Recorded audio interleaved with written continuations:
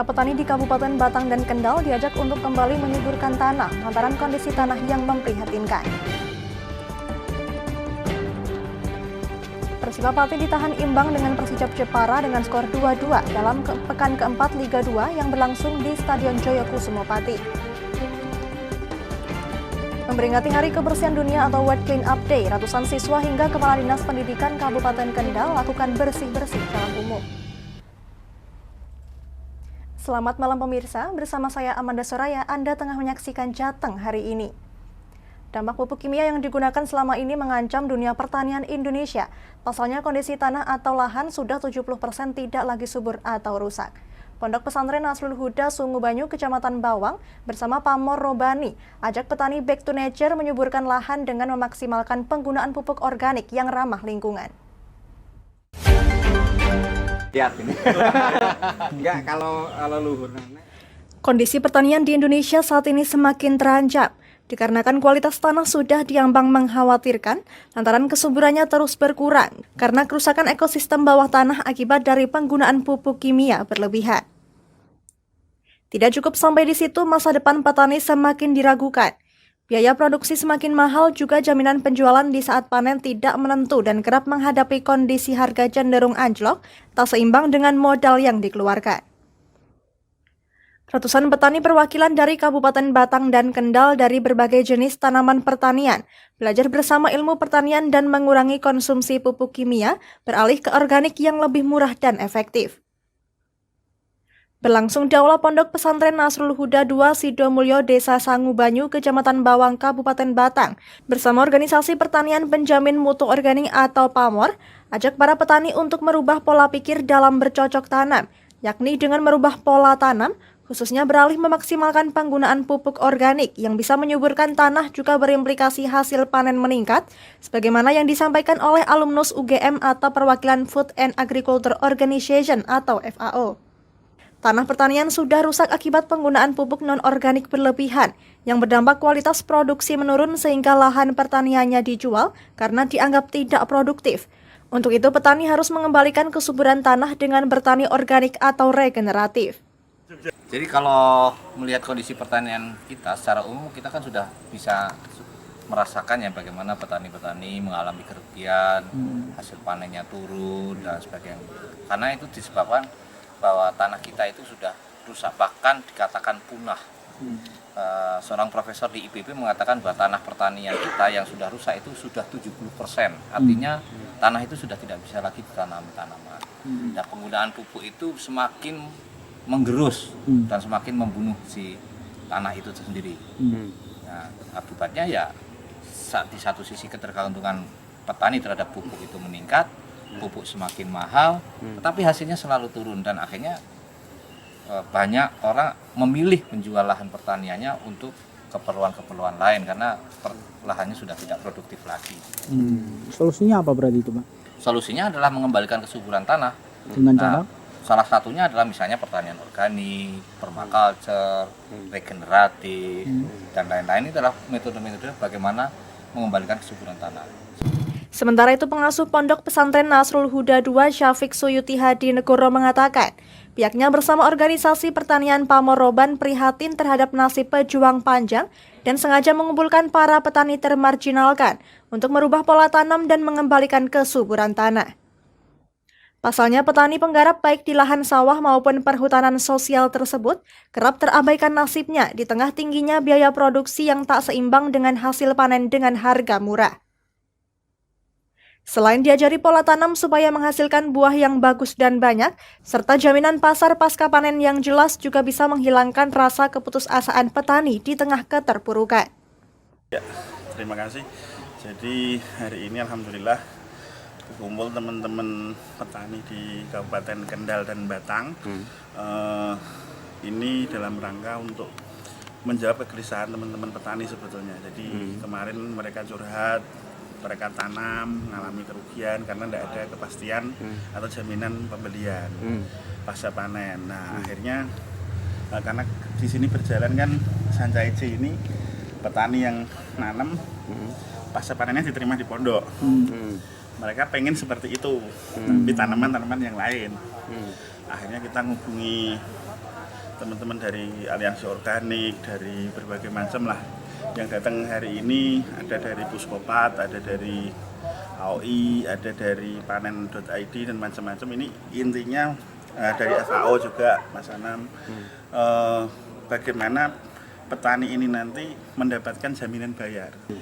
Intinya bagaimana petani ini menanam itu dia merasa aman dan nyaman, dan tidak ada kekhawatiran pasca panen itu udah pasti terbayar. Tapi dengan sistem kembali lagi adalah organik. Itu yang kami terapkan di sini, karena memang arahannya bagaimana teman-teman tani ini mengembalikan alam kita seperti zaman dulu, leluhur-leluhur kita, nenek moyang kita yang subur. Kalau bahasanya katanya tongkat dilempar aja jadi tanaman. Itu. Meskipun peran pemerintah terhadap petani perhutanan sosial kurang dan organik tidak begitu maksimal, para pelaku pasar organik dan petani yang tergabung dalam wadah Pamor Roban tersebut tetap optimis bisa mandiri dalam swasembada pangan. Di Kabupaten Batang dan Kendal terdapat lahan perhutanan sosial seluas 10.000 hektar. Dengan permasalahan mendasarnya adalah petani penggarap sebanyak 14.000 kepala keluarga tersebut belum siap untuk menggarapnya dengan berbagai alasan. Dari Batang, Ahmad Revali Krisna, Lingkar TV, melaporkan.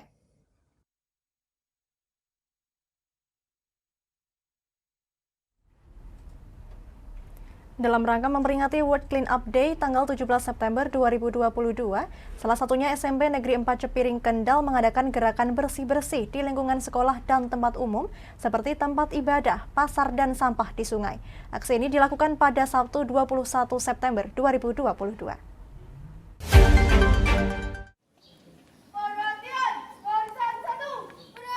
Para siswa dan guru SMP Negeri 4 Cepiring ini bahu-membahu bekerja untuk membersihkan lingkungan sekolah, baik di jalan masuk kampung, lingkungan tempat ibadah, musola dan masjid, serta pasar terowong Kali Ayu Cepiring Kendal. Dalam memperingati World Clean Up Day, siswa sangat antusias membersihkan tempat umum dan lingkungan sekolah. Bahkan pasar terowong yang tak jauh dari lokasi sekolah juga menjadi lokasi pembersihan yang dilakukan para siswa, guru, kepala sekolah, dan kepala dinas pendidikan. Kegiatan ini guna mewujudkan Kendal bersih dan bebas dari sampah. Sampah yang diambil akan dipilah antara sampah organik dan anorganik, untuk selanjutnya akan diambil truk sampah milik Dinas Lingkungan Hidup. Kepala SMP Negeri 4 Cepiring Sutrisno mengatakan, kegiatan ini sebenarnya spontan oleh siswa dan guru, terlebih SMP Negeri 4 Cepiring merupakan sekolah adiwiyata dan sekolah penggerak yang sesuai dengan kurikulum. Dalam rangka ikut berpartisipasi ada gerakan kebersihan sampah sedunia atau World Clean Day, itu yang jatuh pada tanggal 17 September hari ini. Ini setelah ini ya, anak-anak nanti akan memilah-milah sampah sesuai dengan golongannya, sampah organik, sampah plastik, kemudian kaca dan sebagainya, dan nanti kita kerjasama dengan DLH, tim DLH nanti akan memuat dan sesuai dengan golongan sampah tersebut. Jadi nanti dikumpulkan kemudian diangkut dengan DLH. Betul. Pada siswa itu jelas karena mereka merupakan generasi muda dan diharapkan nanti ke depan menjadi generasi yang suka kebersihan pastinya, dan lebih dari itu merupakan generasi yang dapat dicontoh terutama di Kendal ini ya, di Kendal ini yang mewujudkan Kendal yang bersih, sehat, nyaman, dan sangat handal. Kepala Dinas Pendidikan dan Kebudayaan Kabupaten Kendal Wahyu Yusuf Ahmadi sangat mengapresiasi atas inisiasi yang dilakukan oleh SMP Negeri 4 Cepiring. Dengan kegiatan ini bisa mengkampanyekan pada masyarakat untuk selalu menjaga kebersihan lingkungan. Jadi hari ini tanggal 17 September diperingati sebagai World Clean Up Day. Saya berharap yang pertama adalah bahwa atas kebersihan lingkungan, atas bagaimana kita menangani sampah, ini betul-betul dimiliki oleh anak-anak kita sejak dini. Dan saya juga berharap anak-anak ini menjadi salah satu motor untuk bisa mengkampanyekan atas kebersihan lingkungan dan juga penanganan sampah ini kepada siapapun, termasuk juga kepada orang dewasa. Sehingga sekolah sebagai ekosistem pendidikan formal harapannya memang bisa betul-betul mengkampanyekan ini dengan sebaik-baiknya dan tidak terbatas hanya di peringatan-peringatan hari tertentu, misalnya Hari Lingkungan Hidup, kemudian World Green Update dan sejenisnya, tapi juga setiap waktu. Jadi SMP Negeri 4 Cepiring ini sebagai salah satu sekolah adiwiyata kami memang cukup konsisten untuk membudayakan kepedulian lingkungan dan juga melakukan gerakan-gerakan ataupun aksi nyata. Sebagai contoh adalah di hari ini kita lakukan bersih-bersih sampah, kemudian juga kita pilah sesuai jenisnya, ada di pasar, kemudian ada di lingkungan desa, di lingkungan perumahan, ini tadi juga dibagi. Kemudian beberapa waktu yang lalu juga dilakukan penanaman pohon dan sebagainya dan sebagainya. Salah satu siswa SMP Negeri 4 Cepiring, Iqbal Wahyu Ardianto, merasa senang dengan adanya kegiatan ini. Selain bisa membantu membersihkan lingkungan, juga membuat lingkungan jadi bersih dan indah. Ini kegiatan dari sekolah kita, sekolah adiwiyata sebagai sekolah penggerak, kita melakukan gerakan bersih-bersih sampah. Ini yang dibersihkan di mana saja ini, Dek? Ini sekitar desa Kalirandu Gede. Oh, sekitar desa. Karena di dekat sungai biasanya terdapat sampah plastik. Harapannya lingkungan semakin bersih dan nyaman. Kegiatan peduli lingkungan itu merupakan langkah awal untuk menyelesaikan permasalahan sampah. Hal serupa juga dilakukan oleh SMP Negeri Plantungan, sehingga dengan kegiatan positif ini bisa menjadikan contoh bagi siapa saja untuk peduli terhadap kebersihan lingkungan. Dari Kendal, Muhammad Arya, Lingkar TV, melaporkan.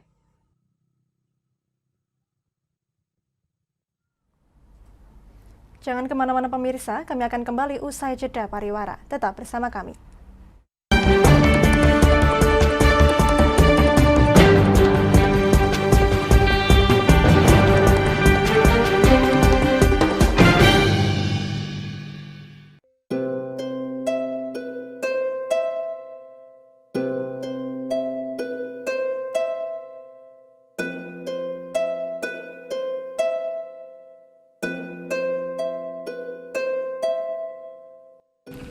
Wah iki yo siaran TV wah apik temenan.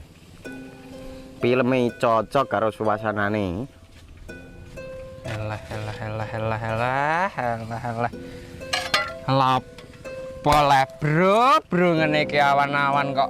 Iki lho nonton TV, Kang. Wah, kenal nedan kowe wong genang delok HP kok, delok TV piye?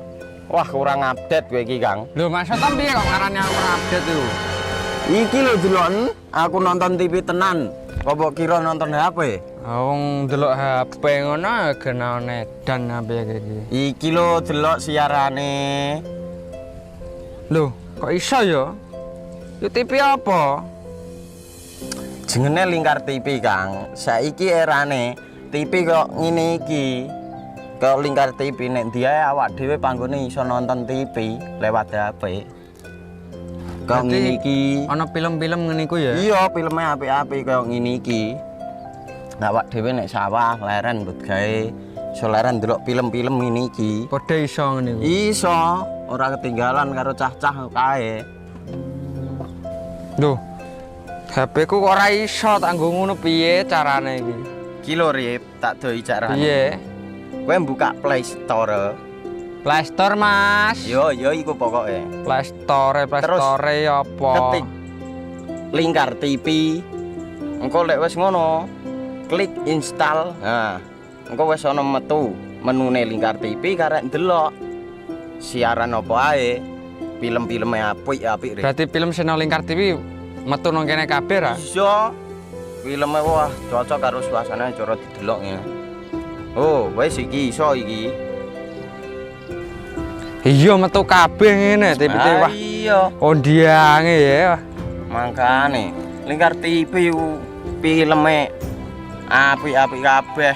Iya, aku ngene kok. Lagi reti iki aku malah. Sekolah Iya. ana bocah-bocah jaki delok. Ben seru nang kene ya, Wan. Wabek.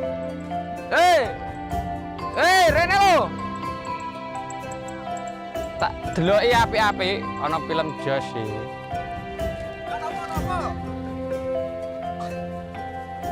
Rene go Rene. Oh iki lho tak deloki film nang Lingkar TV. Solutif dan terpercaya. Tonton siaran Lingkar TV melalui aplikasi Lingkar TV di Play Store. Dengan cara ketik Lingkar TV di pencarian Play Store, kemudian tekan install. Mudah bukan? Nikmati tayangan-tayangan menarik dari Lingkar TV kapanpun dan dimanapun Anda berada. Tinggal tekan menu Lingkar TV di HP Anda dan selamat menonton!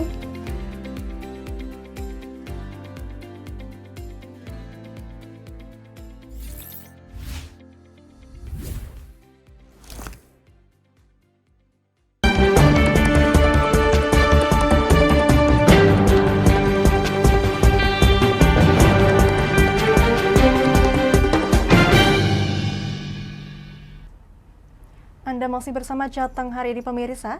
Persiba Pati menjamu tamunya Persijap Jepara dalam helatan pekan keempat Liga 2 di Stadion Joyokusumo pada Minggu sore. Kedua tim saling bermain terbuka dengan tensi yang cukup tinggi.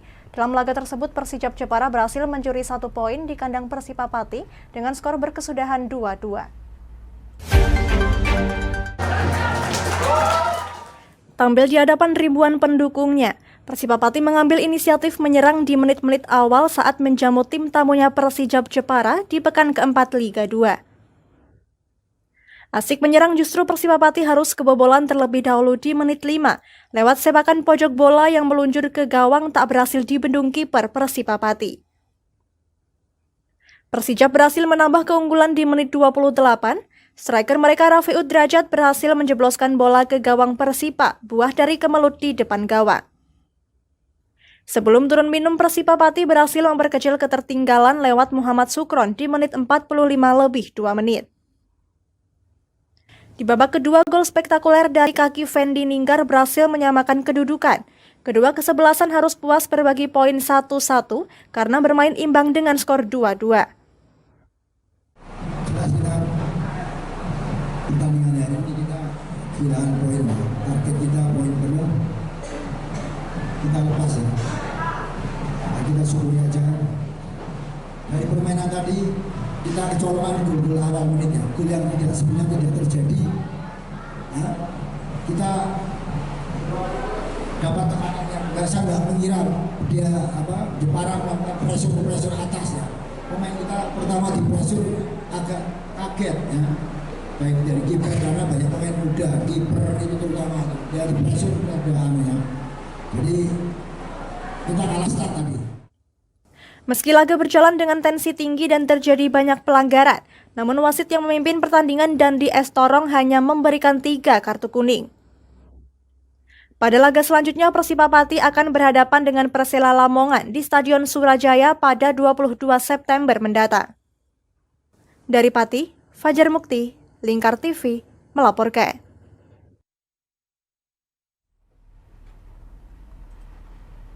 Ya, ratusan warga berbusana nyentrik dan khas bergaya melenggang di jalanan sekitaran alun-alun Pati. Ratusan warga tersebut mengikuti acara Pati Tourism Street Fashion yang diprakarsai oleh Pemkab Pati. Acara sendiri terinspirasi dari Citayam Fashion Week yang akhir-akhir ini hangat diperbincangkan masyarakat Indonesia. Pati Tourism Street Fashion.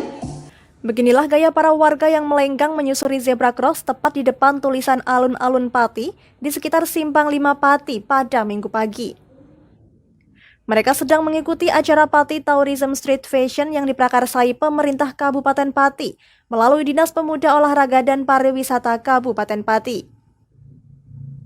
Acara ini mirip dengan Citayam Fashion Week yang akhir-akhir ini masih ramai diperbincangkan masyarakat Indonesia.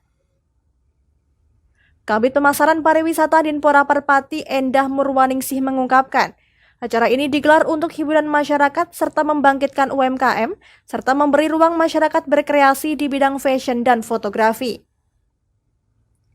Pihaknya menambahkan acara ini digelar tanpa uang sepeser pun dikeluarkan oleh dinas. Ia mengaku gelaran acara ini murni dari para sponsor. Yang pertama, kami memberi hiburan pada warga masyarakat Pati. Yang kedua, kami memberi ruang kepada para ekonomi kreatif dan UMKM untuk bisa mengeksplor produknya. Yang ketiga, memberi ruang bagi para masyarakat yang mempunyai bakat di bidang fashion dan juga bakat di bidang fotografi. Sementara itu, salah satu peserta mengaku telah menyiapkan diri untuk mengikuti Pati Tourism Street Fashion ini. Nadira, gadis yang masih berstatus sebagai pelajar SMP ini, mengaku antusias untuk ikut andil dalam acara ini. Ia berharap ke depan dunia fashion di Kabupaten Pati dapat berkembang. Ia juga berharap semakin banyak acara serupa untuk meningkatkan gairah dunia fashion di Kabupaten Pati. Ini konsepnya apa ini Kak yang dipakai? Casual Harajuku. Casual Harajuku. Ini pakaian dari mana mungkin bisa dijelaskan? Dari Harajuku. Jahit sendiri sih ini. Jahit sendiri Kak ya. Mungkin persiapannya berapa lama Kak ini? 3 hari. Aku sendiri 2 hari. 2 hari. Aku 3 hari. 3 hari. Mungkin yang dipersiapkan apa latihannya mungkin? Latihannya sih jalan, nyiapin pose juga. Pose sama postur. Terlihat ribuan masyarakat antusias menyaksikan Pati Tourism Street Fashion tersebut. Selain fashion show yang diikuti sekitar 200-an peserta, lomba fotografi juga diadakan dengan acara Pati Tourism Street Fashion menjadi objek gambar yang dipertandingkan. Dari Pati, Fajar Mukti, Lingkar TV, melaporkan.